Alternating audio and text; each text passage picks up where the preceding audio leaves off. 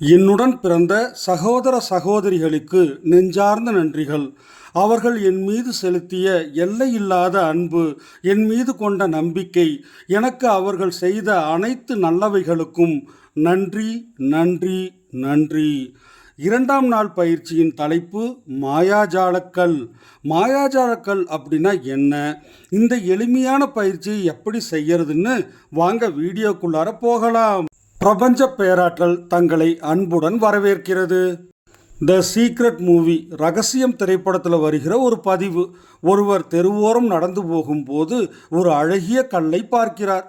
உடனே அதை எடுத்து தன் சட்டை பையில் போட்டுக்கொள்கிறார். இரவு உறங்கப் போகும் முன் அன்று நடந்த நல்ல விஷயங்களை நினைத்து அந்த கல்லை உள்ளங்கையில் வைத்து மூடிக்கொண்டு மனதார நன்றி செலுத்துகிறார். இரவு உறங்கும் போது தன் கண்ணில் படுமாறு மேஜை மீது வைத்து கொண்டு உறங்குகிறார். வெளியில் செல்லும் போது தன் சட்டைப்பையில் எப்பொழுதும் அந்த கல்லை வைத்திருக்கிறார். தென்னாப்பிரிக்காவிலிருந்து அவரை காண வந்த நண்பர் அந்த கல்லை பார்த்துவிட்டு இது என்ன என்று கேட்க இவர் அதை நன்றி உணர்வு கல் என்று கூறுகிறார்.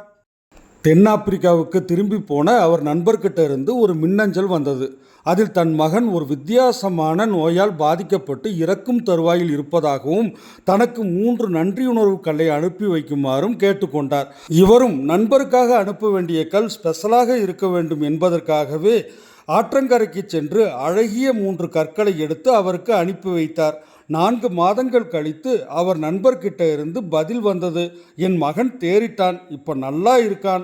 ஒரு நன்றியுணர்வு கல்ல $10க்கு 1000 கற்கள் விற்று அதை அறக்காரியங்களுக்கு கொடுத்தோம். உங்களுக்கு நன்றி என்று கூறியிருந்தார்.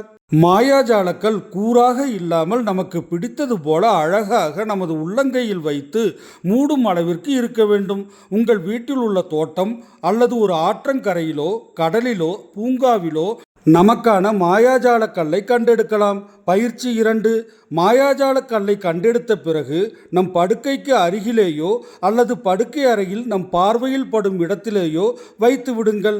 இரவில் உறங்கும் முன் மாயாஜால கல்லை எடுத்து உள்ளங்கையில் வைத்து மூடி அன்று நடந்த நல்ல விஷயங்களை மனதில் பட்டியலிட்டு அதில் சிறப்பான ஒன்றை தேர்வு செய்து அந்த நல்ல விஷயத்தை மனதில் நினைத்து நன்றி நன்றி நன்றி என கூறிவிட்டு அருகில் வைத்து விடுங்கள்.